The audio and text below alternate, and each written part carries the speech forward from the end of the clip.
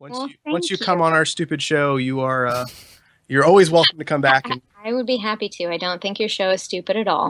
Oh, I don't think you're going to convince us of that, but we have 5 years of terrible jokes.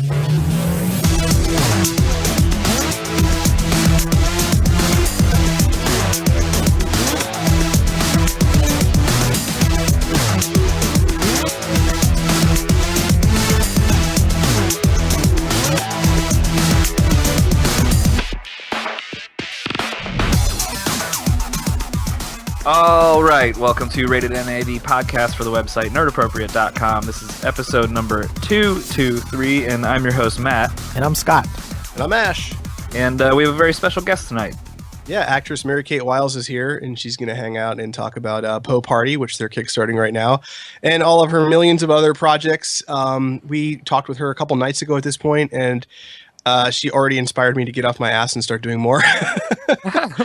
She really did. We got done. First of all, she's done so many different things on YouTube, so definitely look up Mary Kate Wiles' work, which we'll talk about on the show. But she is like a nonstop machine of production. So as soon as we were done, I'm like, man, I need to do more. I started actually taking a lot of our old episodes and turning them into YouTube videos to put up, because it's something that we've always said we're going to do, which is never done. Yeah, so that's awesome. I've done that with a bunch of old interviews, and we'll be putting those up pretty soon. Yeah, Cool. and then for those not in the know, the full title of her current Kickstarter project is Edgar Allan Poe's Murder Mystery Dinner Party. Yes. And I think at this point, at the time of this recording, they are very, very close to meeting their goals. So we'll have links in the show notes for you to check out the Poe Party Kickstarter.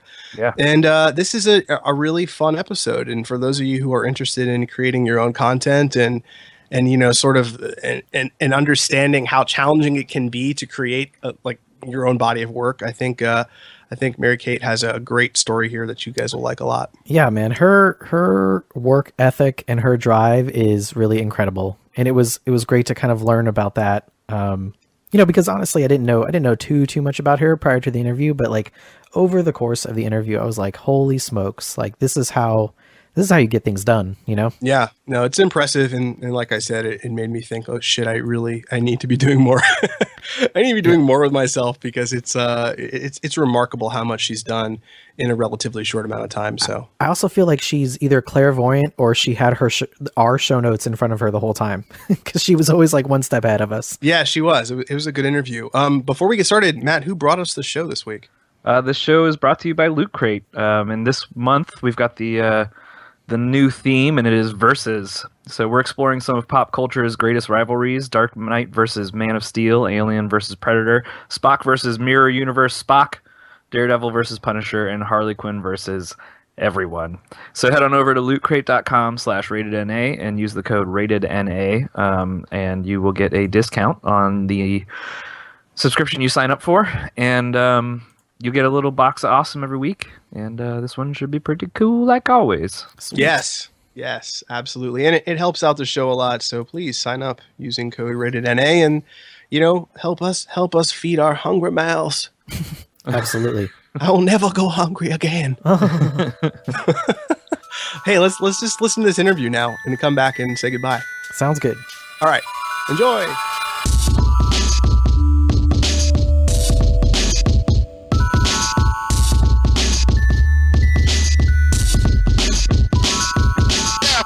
So we are here. This is going to be episode 223 of the Rated NA podcast, and we're here with special guest Mary Kate Wiles. Hello, welcome.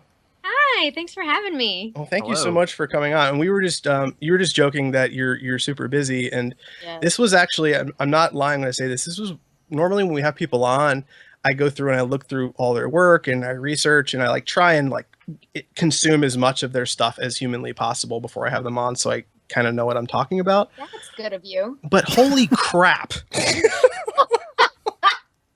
Yours is like the impossible homework assignment. I was like, I can't do it. I was like, there's just too much. There's just too much. There's too much. You didn't watch all 8 hours of the Lizzie Bennet Diaries? Wow. Wow. No, but it's insane. Like the amount of stuff you've done already is unbelievable. It is literally unbelievable. And it's even your YouTube channel. I saw that you just passed over 1 million hits, I think, on your YouTube channel. I did, and I Congrats. I just noticed, thank you. I just noticed the other night, this is how not on top of it I am right now because I have so many things going on where normally I would be like watching the counter and being ready to be like, yay, 1 million, because I knew it was coming up, but it was like midnight the other night and I just like flipped on my YouTube just to like look at stuff and I was like, oh, look at that, I hit 1 million. That's really hard to do as well. So congratulations on that. That's a big one. If I had been with it, I would have like not tweeted about it at midnight Pacific time, which is a terrible time to tweet about anything, but whatever, it's fine. Exactly. Well, normally we close out the show with like a bunch of really stupid questions. We call our lightning round questions, but we're gonna flip it up and actually I know this is the first time we've ever done it backwards. We're gonna do it backwards this time, and so we're gonna ask you. It almost sounded as if you were gonna let her off the hook from lightning round, and then you're like, no, but we're gonna do it first now. So we're gonna open with the lightning round. And how these work is basically we'll just toss a bunch of questions your way, answer them as quickly as you'd like. You can go through them quickly, like lightning, or you could really just take your time and really get philosophical about the questions. There's a lot of really stupid ones. So great. Are you ready? I'm ready. I'm nervous, but yeah, let's do it. Okay, here we go. Okay. First question is: you've been kidnapped. Oh. I know this is tough. You can call on the characters from one television show to make a rescue attempt.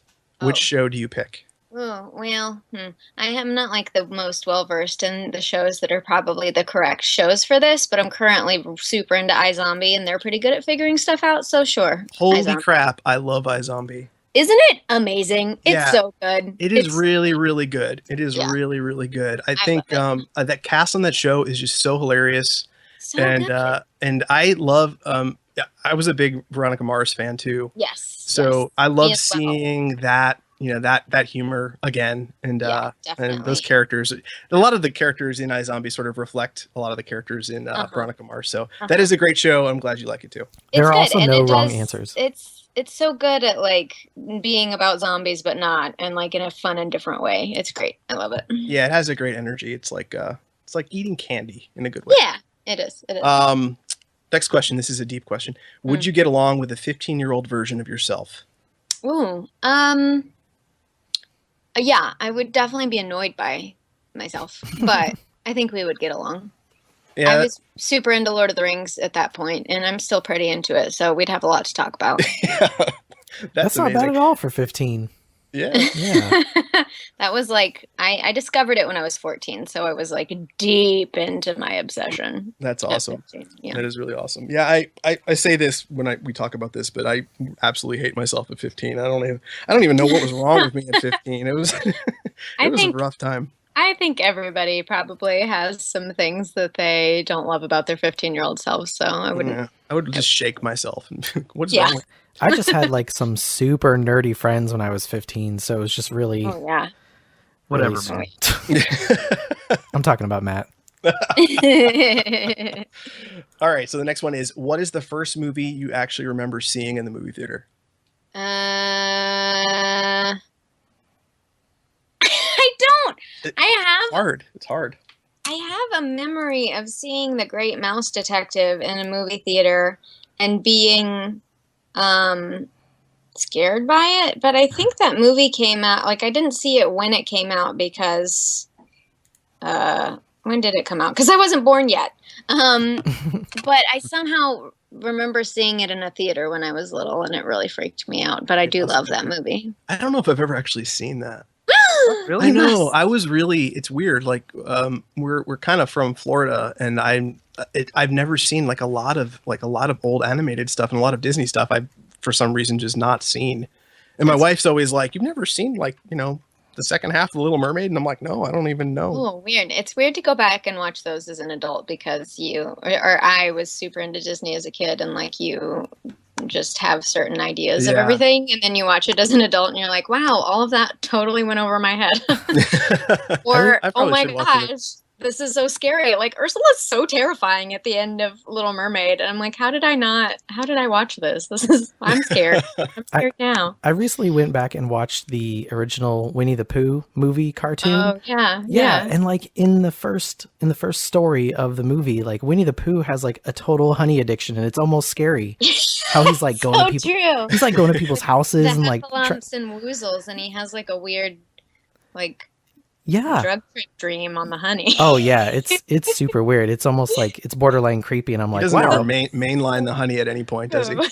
No, but he gets stuck in Rabbit's door because it gets so big from the I know. And then Rabbit draws on his butt. Yeah. It's like What super a weird creepy. movie. It's Now I need to super watch weird. this. I don't think I've ever seen Winnie the Pooh either. It's very weird. All right, next lightning round question. I can talk tonight. Who should rule Westeros? Oh, I'm not the most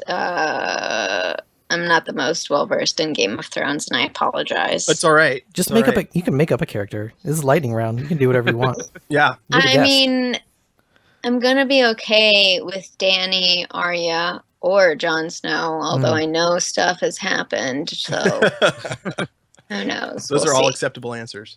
Yeah. All right. This is based on me just like not actually watching or reading, just being like, who died this week? Who's still alive? Oh, okay. I was just expecting you to say Sansa. That's why I put that in there. I was really just like, this is an easy go-to answer, but I'm sorry to disappoint that's you. okay. No, it's okay. I was baiting you with that one. What is the coolest thing you ever found on the side of the road? I don't know if I've ever found anything very See, that's cool. the thing. Like, we're stupid, like Florida guys, and we find like, look, I found a mirror, and we just like take it back to our, like, you know. Why do you Yeah. say we're stupid Florida guys? Oh, and yeah, are all sorry. stupid Florida Sorry, guys. I But you're get the one really who found the mirror. I get really excited when I find stuff on the side of the road. I'm like, oh my god! That's And my funny. wife always yells at me. She's like, "Why did you bring that back?" I'm like, it's an old headboard. Yeehaw! Yeehaw. Come on. That's funny. Cowboy. I don't think I ever found any cool like item. I remember one time my dad, when we were driving to my grandma's, got out and played with a tarantula that was on the road. Boy, What? that's a good answer. I feel like he like got it in a cup or something, and we took it home with us. I can't remember. I of course was like, Dad, stop! Gross. That's incredible. Tarantulas are terrifying. I don't blame you. Yeah. Scott, you want to ask this next one? Oh, sure. What is the first CD or record you've ever owned? Exactly. Probably Reliant K, because I Hey. was a Hey, that's not bad. huge Reliant K fan as a. That's like a hip answer though. Oh, really? Is that Oh hip? yeah, I sure. feel like it's a little nerdy, but cool. Well, I I mean- don't mean to bash them. They're great. I'm actually friends with a couple of them now, and That's awesome. but I was like deeply obsessed with them as a teenager. I don't. What was your guys? I don't think I know your answer, Matt and Scott. Mine was a pocket full of kryptonite from Spin Doctors. Nice. Yeah. That was one of the first cassettes I ever bought. The first CD was which already dated us immediately by saying that was the first cassette. The first CD was a band called Saigon Kick, and the record was called yeah. The Lizard. I remember that. I don't know why you should remember that. There's no reason to. They're pretty terrible, but yeah. Ash, what was yours? My first CD was Guns N' Roses' "Appetite for Destruction." Oh, And, man. yeah, Oh, I remember. Cool I guy remember alert. going to the Kmart and getting that one. That was a really exciting day for me. And then I don't think my parents realized what they were buying me because it's all about drugs and being bad.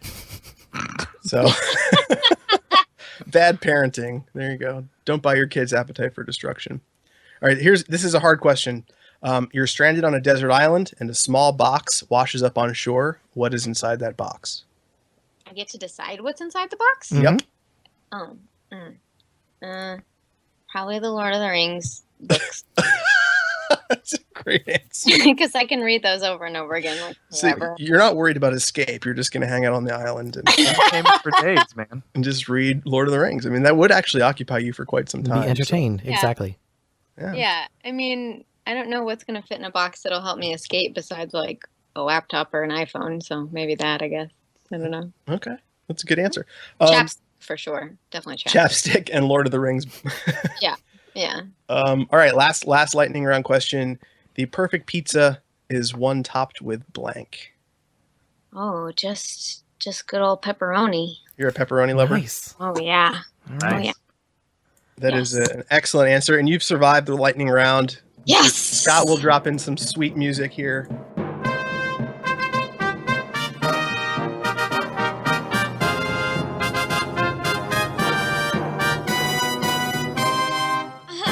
Oh, Did it- Sweet Yeah. music. yeah, totally. there I'll we go. totally do that. There- Awesome. I'm on Well, that. let's get down to business. Yeah. So we always, like, when we have a guest on for the first time, we like to ask sort of the origin story of the guest. Didn't you grow up like in Arkansas or something? Yeah, I did. You really did do your research. We're professionals, not really at all, but so tell us a little bit about, like, you starting in Arkansas and ending up in California. Yeah, well, I did. I grew up in Arkansas, and I was always in like dance and stuff. I was performing from an early age, but not like seriously. And not to keep harping on one subject, but I saw The Lord of the Rings, and I was like, ooh, that's what I want to do in life, is go on adventures for forever. That's a great thing to want to do. And being an actor seemed the best way to do that. And so I ended up going to USC, which was my dream school. Sorry Awesome. for anybody that's not a Trojan fan, but we're the best. And I did. And I always knew that like LA was, I just like always felt so drawn to LA. I just knew that that was my home. And I have never not felt that way since I've been here. And studied theater and English in school, and did my first feature film as a senior there. And just kind of went from there, and have done many films and many web series and some plays. And well, many is sort of an understatement. We'll get to that in a little bit. I mean, like I was saying, it's like it's overwhelming the amount of stuff that you've done. But when you moved from Arkansas to LA, there was never. Were you terrified, or was it you just knew that you were sort of meant to do what you're doing? Yeah, no, I don't know how like terribly egotistic that sounds, but I was never terrified. We came out to visit my family and I before. Obviously, I ended up applying to all these schools, and I visited a few different schools. And the minute we like stepped off the plane in Los Angeles, I was like, "This is my place." It's just like, breathe the air. It's amazing. Obviously, there are things about LA that are not beautiful and wonderful, and as there are with any place that one lives for an extended period of time. But sure. But I do love Florida, it, and I am very happy here, and I think there are great people here, which is great, and I enjoy the community for sure. Well, that's one thing we'll probably touch on a little bit more later as well. But it seems like you've kind of found a crew out there in LA that are all self-starters and all very into creating their own content in a variety of different ways, which I think is really cool. Like I, going through all your stuff and just kind of sifting through it all. It's like, wow, it's like there's just so many. Like, how did you get involved with that group of people out there? Well, that's a good question. I mean, I honestly don't think of it as like one specific group. I've been really lucky to work with like quite a few different people in like different pockets. I will say like the USC connection has definitely helped. Not necessarily that I'm working with people that I went to school with, but like finding USC alums. I've worked with USC alums quite a bit on different projects. People I didn't know when I was at school, but something about just like, oh, we have this in common. Cool. Let's work together.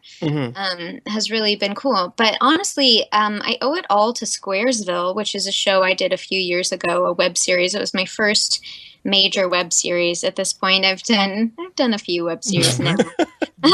Do you actually even know how many at this point? I didn't count. The number was too high. I mean, it's a lot. I mean, and for our listeners that maybe aren't familiar with your work, definitely just YouTube Mary Kate Wiles, and like the amount of projects, it's absolutely staggering.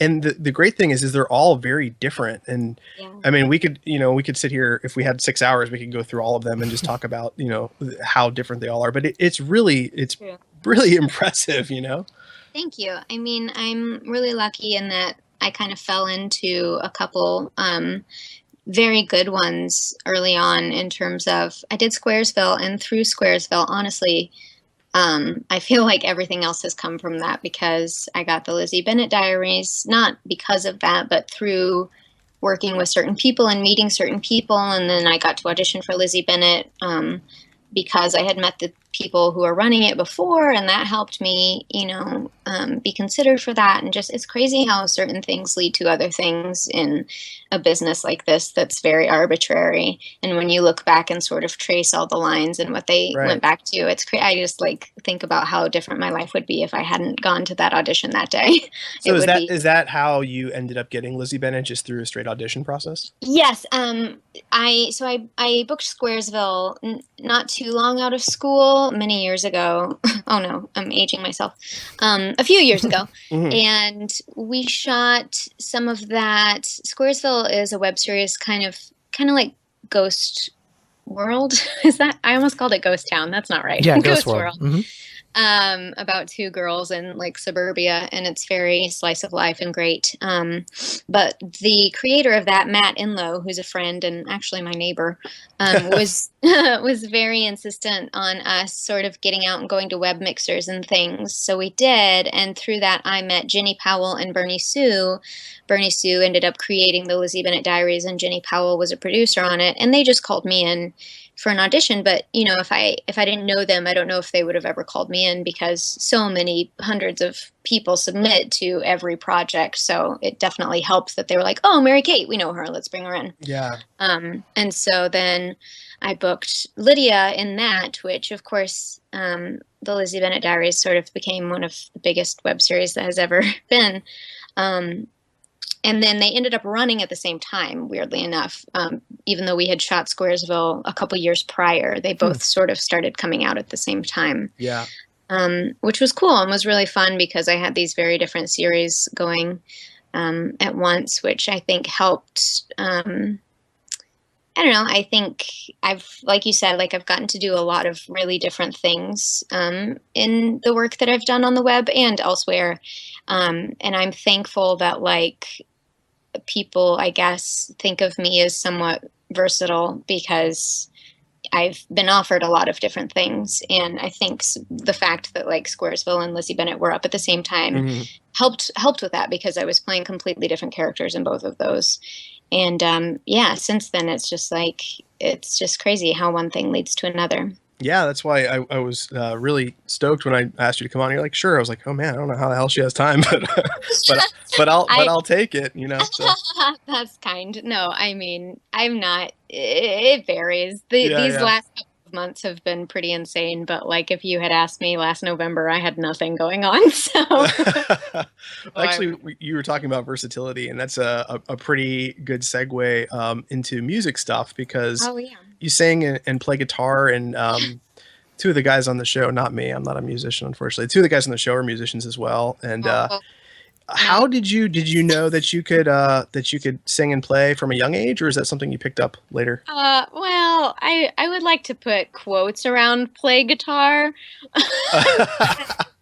I'm not by any means a musician. Well, I was always in choir as a kid, and I was in piano lessons for a couple years. I'm really not very good at playing any instrument. I am self-taught on the guitar and just sort of picked it up in high school and played around. And I don't play very often. I don't have the time, unfortunately, to really devote to it, or I might be much better than I am. I'm pretty bad. But Me too, I feel your pain. Absolutely. Yeah, I was always the kid, all my friends were in bands, and I'd be like, I'll tape you guys with my camcorder and hang out in the corner. I'm damn it. Yeah, exactly. I do wish if I had unlimited time to really pursue something, I would love to pursue music more, because I do really enjoy it and have quite an appreciation for it. But I do sing, and I was in musicals. I was in choir growing up. I did a ton of musicals at USC, which is so funny because I never thought I was good enough to be in musicals, or I might have considered going to New York, but I didn't. And then all I did at USC were musicals, which is fine. I love musicals, and I'm actually in one right now for the first time in a very long time. That said, cool. I've been in. I'm in a stage musical for the first time in a very long time. I've done quite awesome. A few things, like Muzzled the Musical is a web series. I did a short film called I Ship It. That's a musical. I've done a few things that are on camera that have been musicals recently. But I mean that theater is such a competitive space too. I mean, I mean it's all competitive space, but from what I've when I've talked to people that are in theater and such. It's really cutthroat. So It is, and I never was like super drawn to that in terms of like living in New York or trying to pursue Broadway. That seemed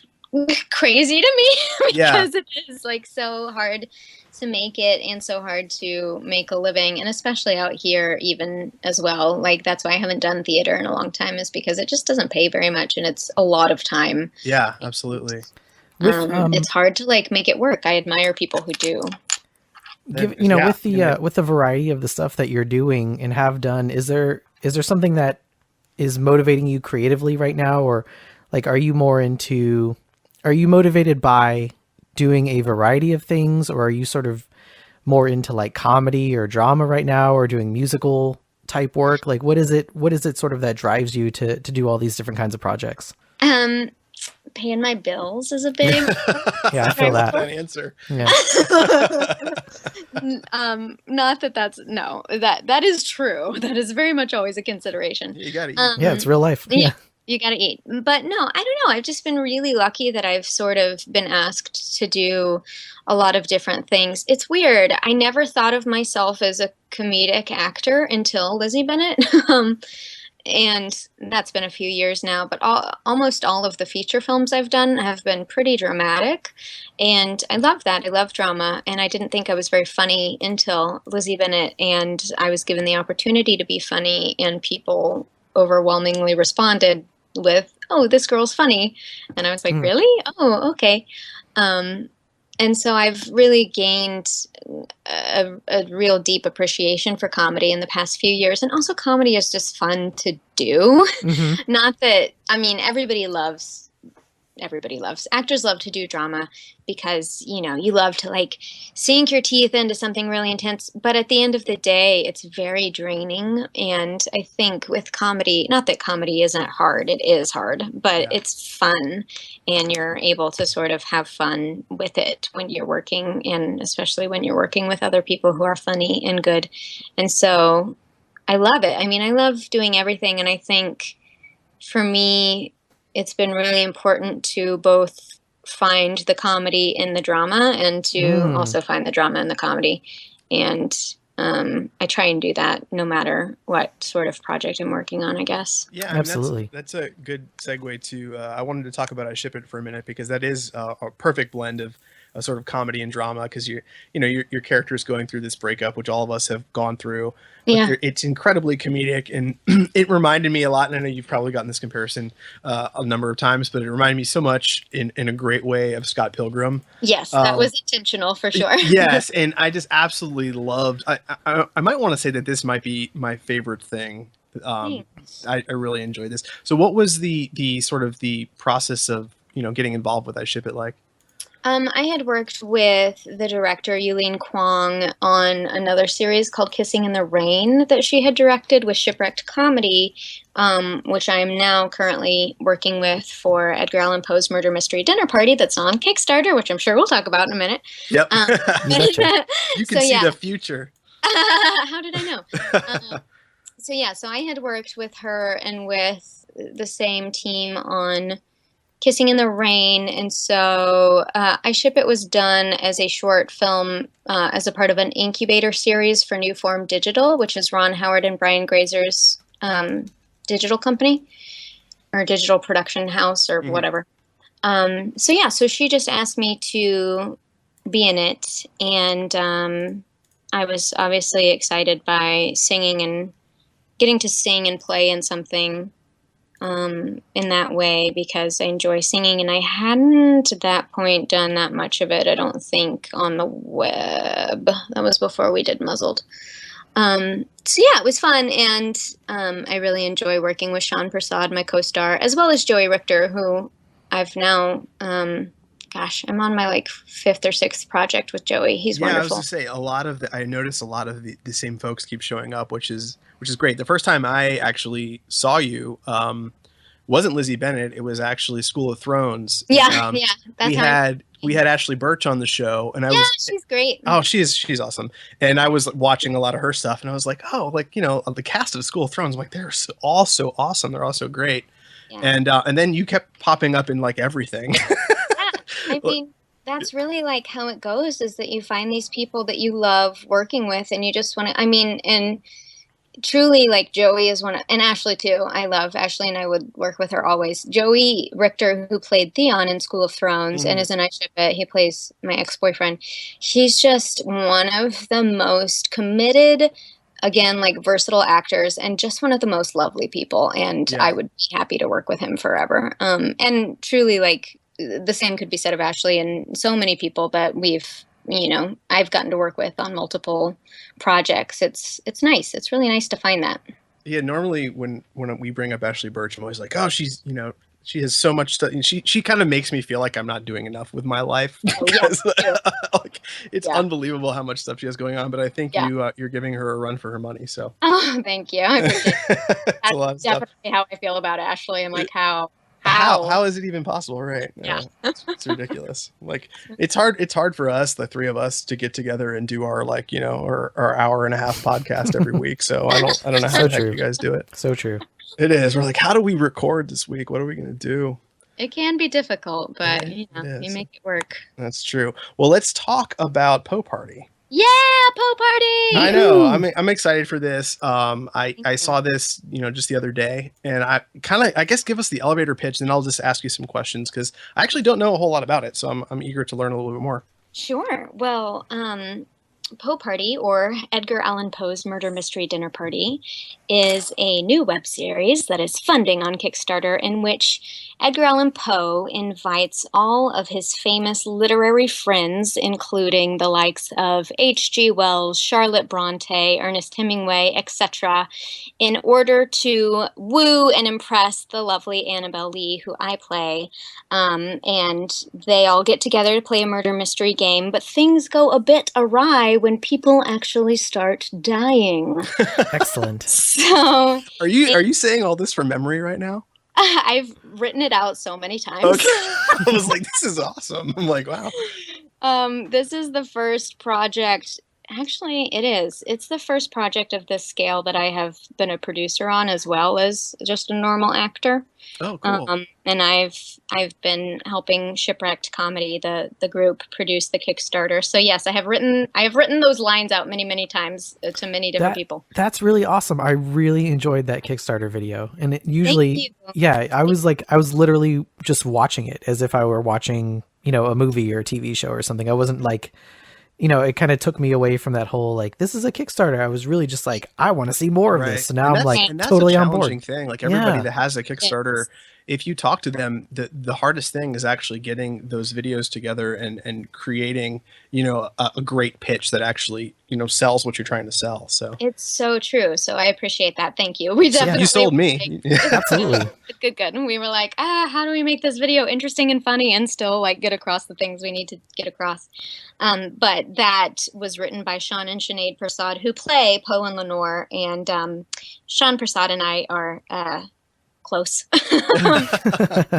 And I have just the most faith in them, and they wrote the entire series as well. And I do think it is, obviously, the Kickstarter video only has them and myself as Annabelle, but it's a good flavor of sort of the humor of the series. Obviously, the series will have far more characters and a lot more going on, but that's kind of their jam for sure. Yeah, super exciting. So you guys are the Kickstarter is still going on. I think at this point, what is that? Yes. 9 or 10 days left? Yes. As of today, when we're recording, there are 10 days left. We end on March 6th. Okay. And hopefully by the time this goes up, we'll be at our goal or very close to it. Right now, we're at 48,000 of 55,000. So we're you're getting there. Good. Yeah, you guys will totally make it. You'll make it. Yeah. Yeah, I hope so. And we will get this out before it ends as well. Yeah, there's always a big upswing. We definitely, we've had an exciting campaign. It came out and we were not prepared for how well it did as fast as it did. We thought, like, ooh, if we make 5,000 in the first day, that would be cool. And then we made 14,000 in the first day. That's great. Yeah, and then so we had a wonderful beginning, and then the third week definitely started to slow down, and we all had panic attacks. It's got to be so nerve-wracking because so much goes into those. I mean, from what we've talked to a lot of people that have run them in the past, but it's like almost a full-time job managing Oh, it 100% is. It's amazing. It's just amazing. You know, going into it, you're like, this is going to be a lot of work, but you have no idea just how much work it's going to be and in what ways. And it's like every single day we have things to do. And we're like, okay, did we reach out to this publication? Did we announce this new guest? Did we tweet? Did we, it's just a never ending list. Yeah. But yeah, it's going well, and we had another big upswing in this past weekend. We actually announced Jim O'Hare from Parks and Rec as a part of our cast, which we're just so excited about. He's so freaking incredible. Oh my God.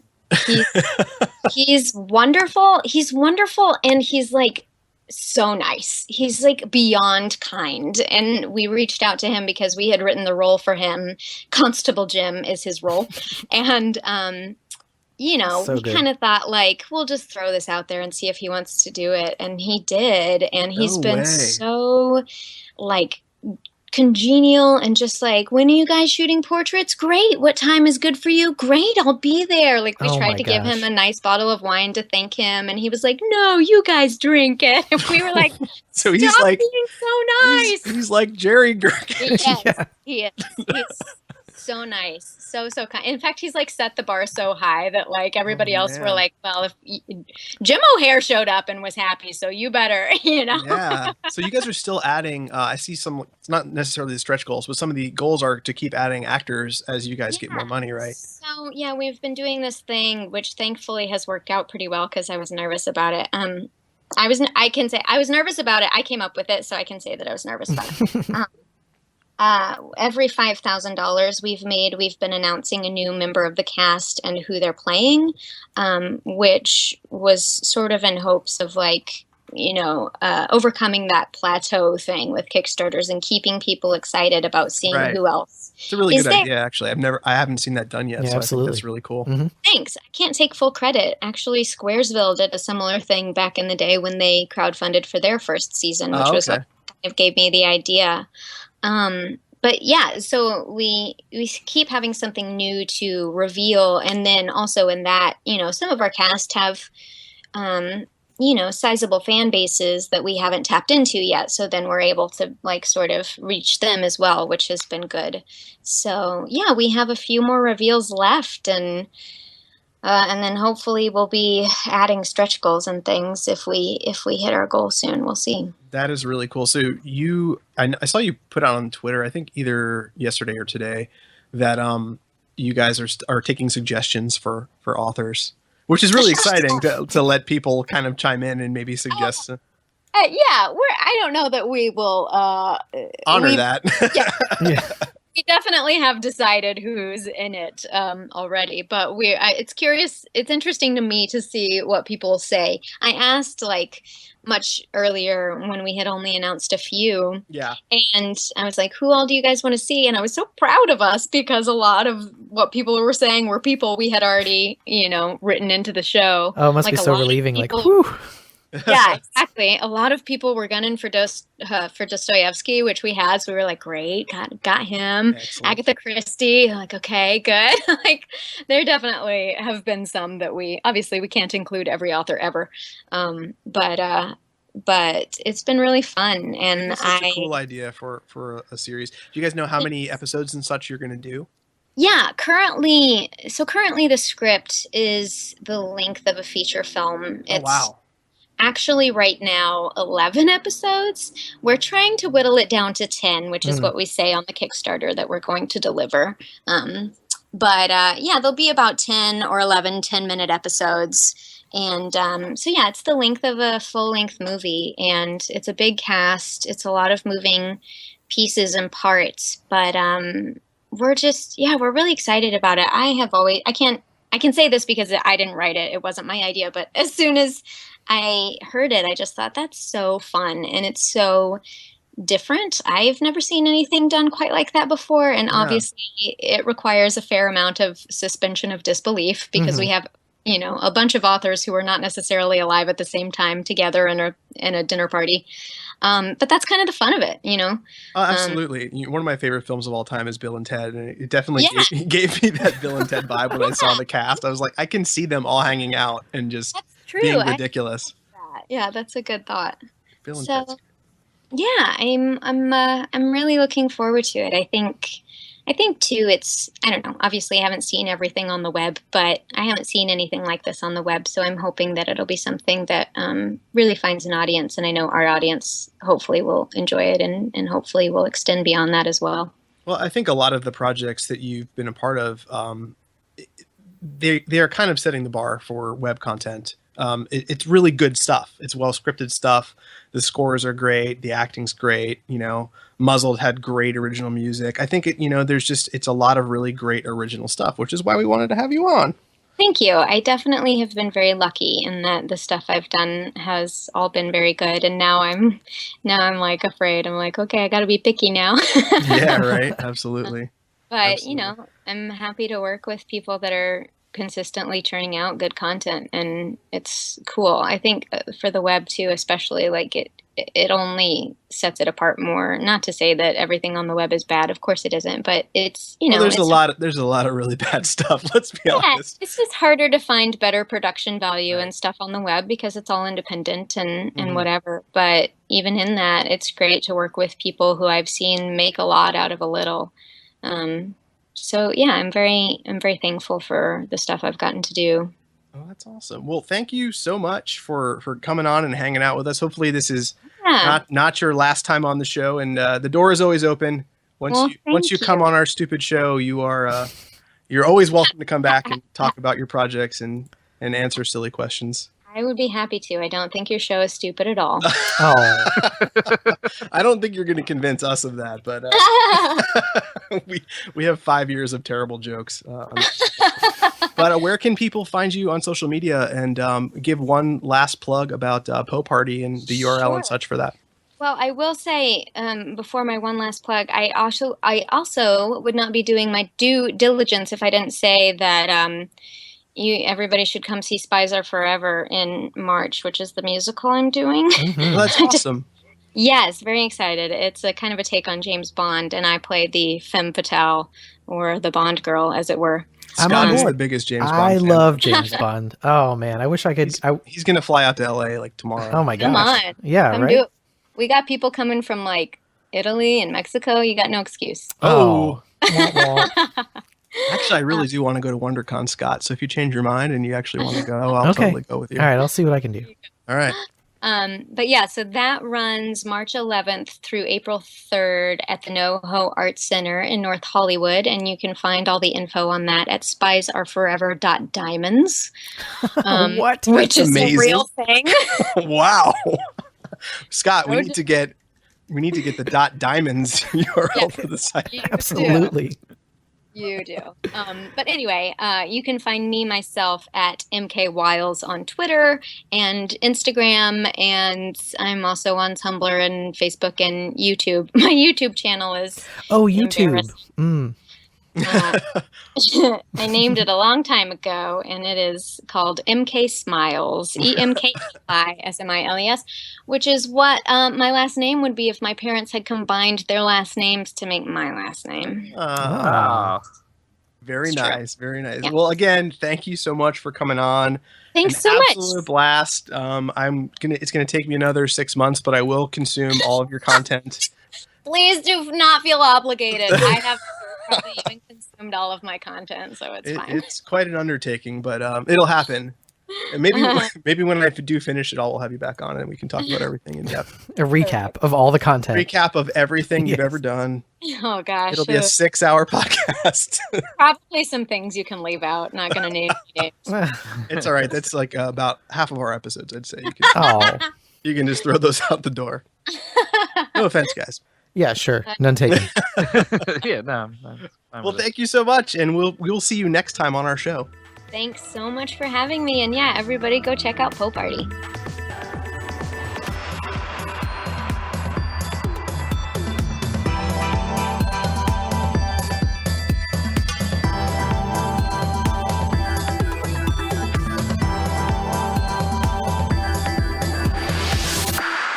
All right, we are back. We hope you guys enjoyed our chat with Mary Kate Wiles, and she was awesome. And I know we say that often on the show, but it's always really awesome when people take the time to come on and talk with us, and in turn inspire us to do more creative, awesome things. I'm saying awesome quite a lot. Yeah. Well, maybe the fact that we have a lot of awesome guests is a testament to our own awesome tastes, and B, a testament to your tireless work ethic in finding people to have on the show.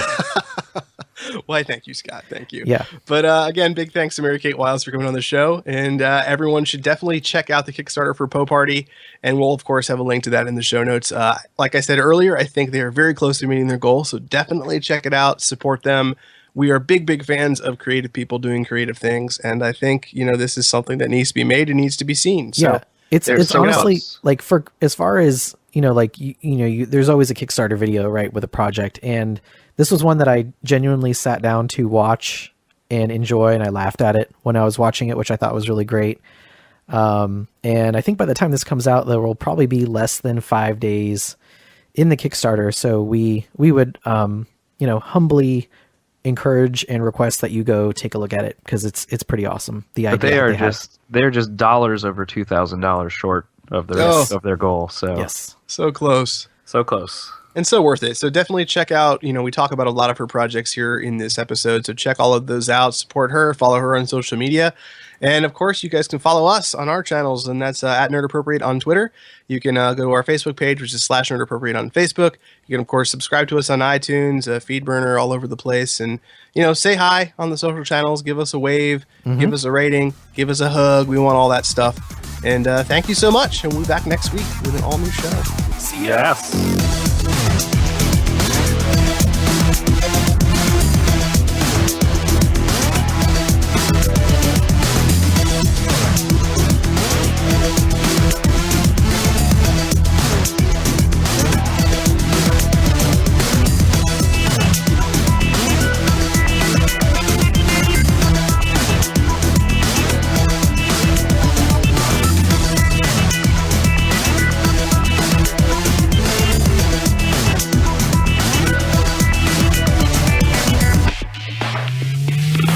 If only I could just freeze everything as it is right now. If I could turn back time, if I could find a way. Why do I know so much of that song? It's like 2 lines is already too much.